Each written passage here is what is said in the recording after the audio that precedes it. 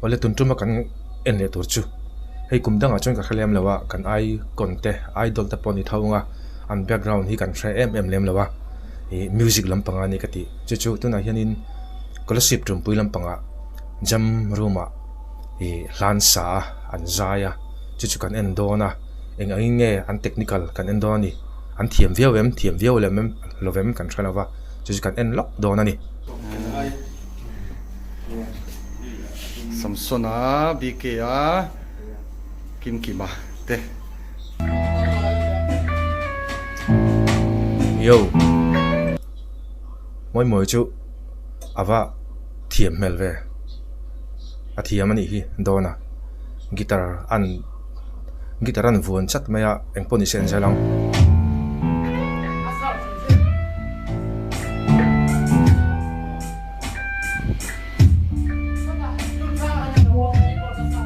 a khoi moi khop mai moi à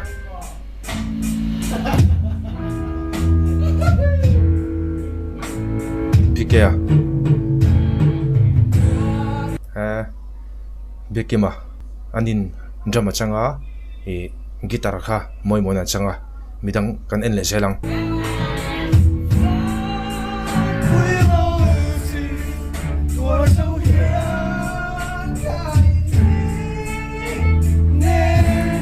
sasang lo to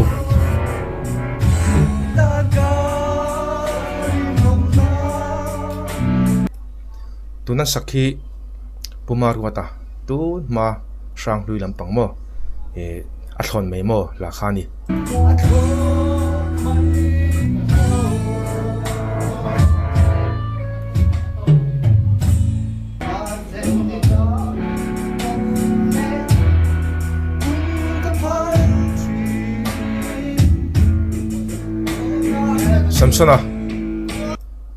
Samsona keyboard achanga rin anan buai rayan in set e at tlachap deu in set nge ka khlem lawa rin ana buai rai reu mai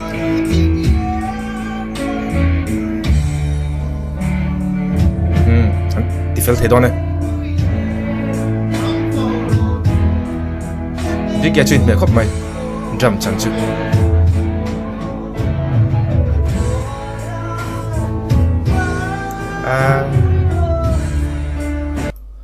an sa sang lu tuka angai na omlo kimkima rin ai na zai thiam lo zo ka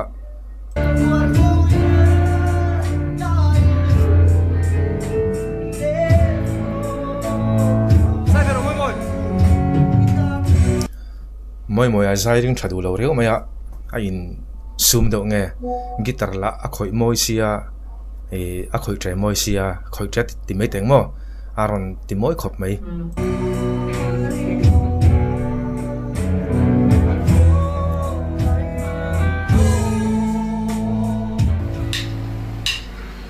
yo khai moi an guitar ron per nuwa drama chang le dai an vaturu ve instrument lama an background technical in an turu reu maya ka idola ka icon bok kumina icon an thlanga ma se ka idol tho tiang velani kadu lutuk ringot moi ya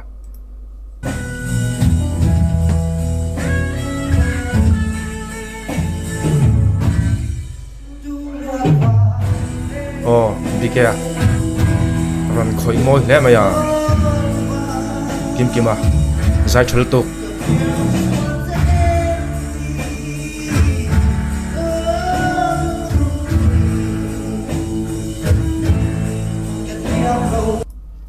Samsona khitia a screen an khianin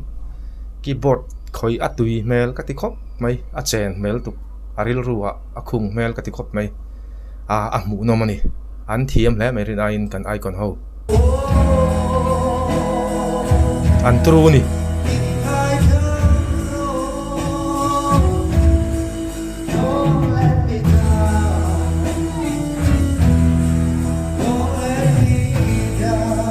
moi a tru ve rin ain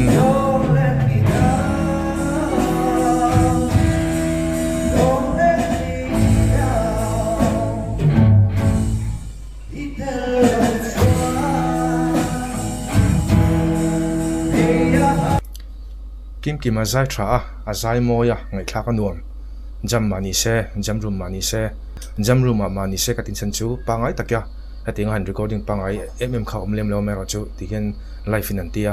azai tra ka ti khop mai kim kim instrument te poi khoi thiam vek tho ka ringa kan lo ring ve ringot ni chu ka da san luata ani chu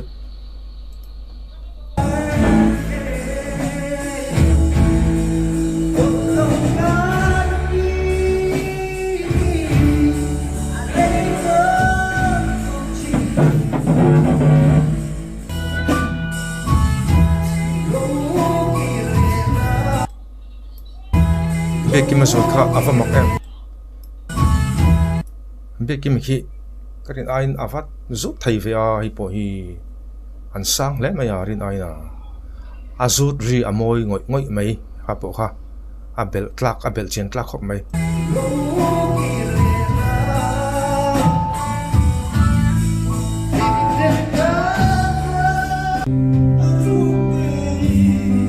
oh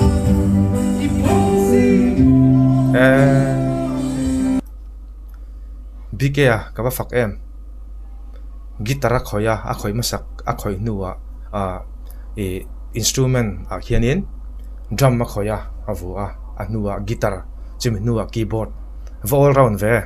chuanin tuna hian samsona zai le mek kim kim a thak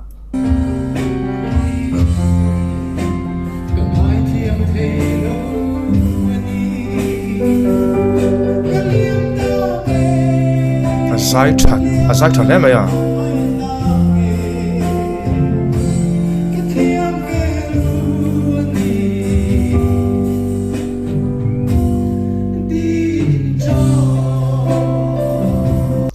Samson over moi ve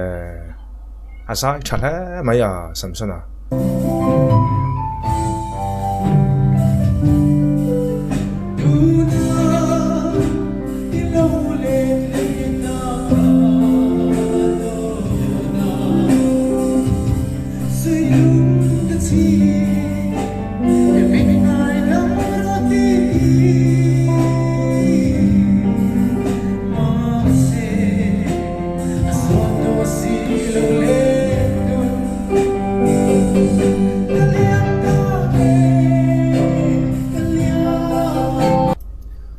overdone kan comment le lok nge kan sei le lok nge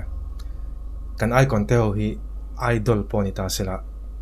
khiting khianin an san vek tho ka ringa idol ani pon hi ka idol vek tho chu tiang vel chu ni komina hian idol an thlang lo icon an thlang ani amer chu ka idol tel ka da san lu ta ni chu ka idol tel vek ani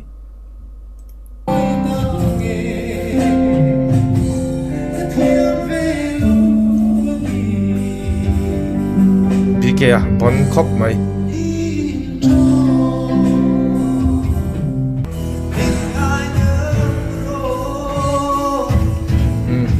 chỉnh chỉnh sai lệ Samson keyboard lampang chuan le guitar lampang mon bi ke hi le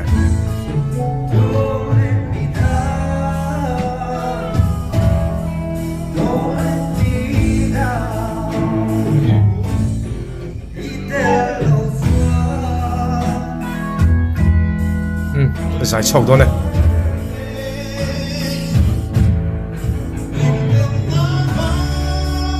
trong room này tụi ba có giải thì về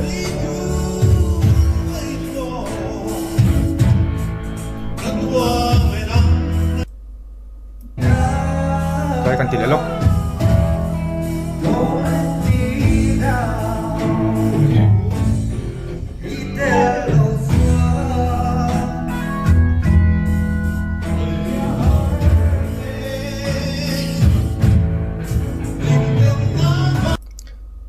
jam room này tụi ba giải thầy tất mấy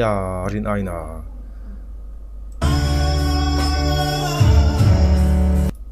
mỗi po